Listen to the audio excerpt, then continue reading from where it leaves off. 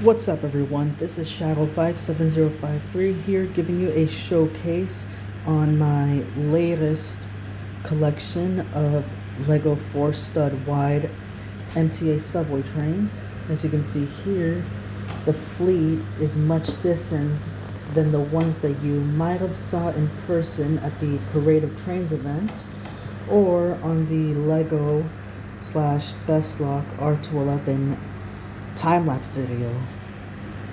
With that being said, let's introduce the first member of the personal fleet collection. Right over here we have the R46 250th anniversary edition. As you can see in the number plate, it's numbered as 1776, and it has the 250th R46 for America's 250th birthday. This obviously is a tribute to the R46 itself when it was delivered in 1976 to the Transit Museum as a display. And on the top you can see it has the Munipals decal logo on the top. Now these custom decals were made by R47, which I will be giving you the link of his channel in the description. Go check him out if you want to see some awesome custom munipals. But anyways, right on the block you can see that this has a 4-car consist, which is the longest train I've ever made. From the top you can see that the R46 itself is much longer than the R32, R211, and R142, which we will get to in a few short moments.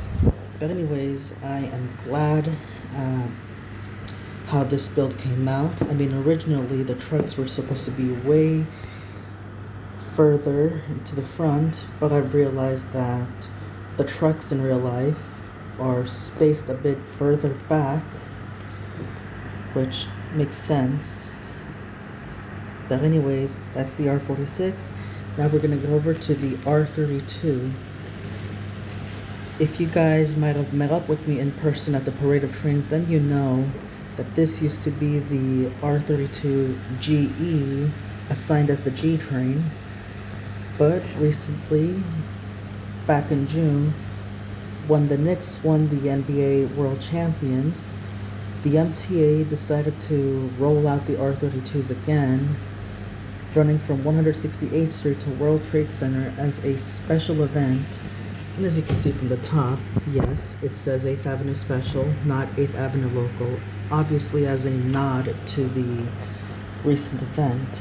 And on the front, it has the blue K bullet instead of the flip dot.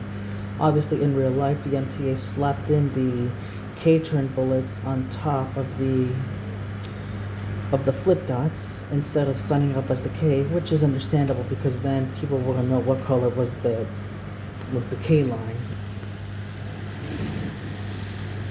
Next up we have the R142, the shortest of the fleet. Yes, it's signed up as the 7 because why not? On the front, it has the purple 7 logo instead of the red LED sign. That also goes for the side. And for the top, it says Flushing Local. Obviously, this kind of looks similar to the Munipals R188 7-train, except this one is not a Munipals. Now, the difference you can see here is the trucks. Obviously, they're much shorter, which is obviously an inspiration to the Lego Creator high-speed train set. And it gave me a chance to make a different underbody build for the train itself, which obviously uses these 1x2 slope pieces that you see on the trucks, followed by a 4x4 plate. Now, originally they were supposed to have the vent pieces, but I figured, why not try something different? No difference between the length on the B cars, since all of these are 16 studs long, while the R32 itself is 20 studs, and the R46 is 24 studs long. Different length, but same width. Last but not least, the main star itself.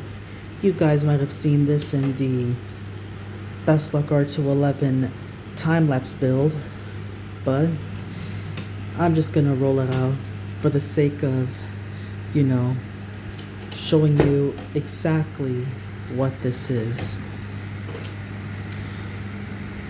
As you can see, this here is the R211 D-train, originally the G-train, but recently, on the 1st of July, the MTA has rolled out the R211s on the D-line.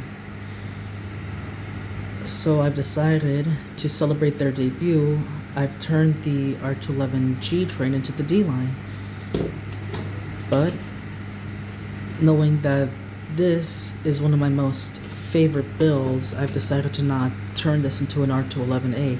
Instead, just keeping it as an R211T, even though the R211Ts are currently assigned as on the G line and not on other lines. Used to be assigned on the C line, but not anymore for the time being.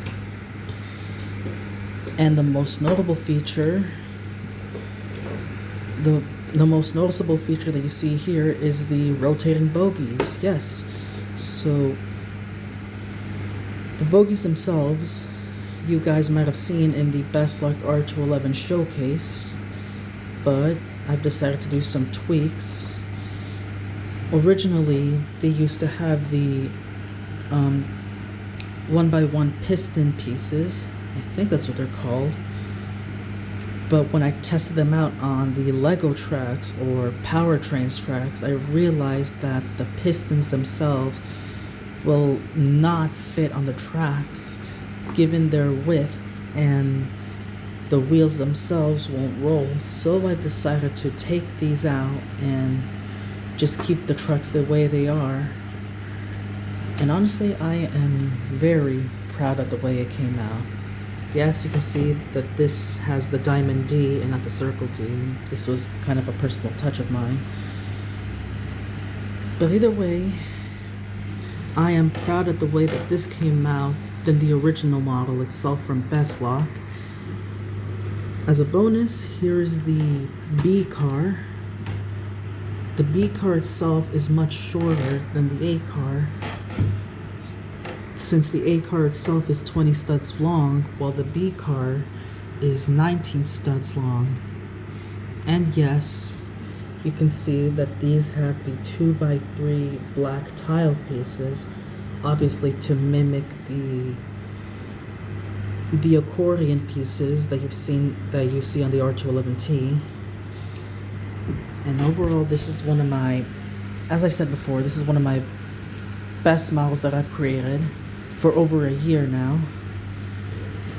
So I've been thinking on sharing all of this to you all publicly, which I'll probably plan on selling the instructions on Bricklink to any of these shells, whether you want a R46 or R68 shell, or an R32 and R38, or an R211/R160, or the IRT SMEs or IRT new technology trains. Any way you'd like, and I'll probably do my best to, give out as many custom templates as you want if you want to print them into stickers.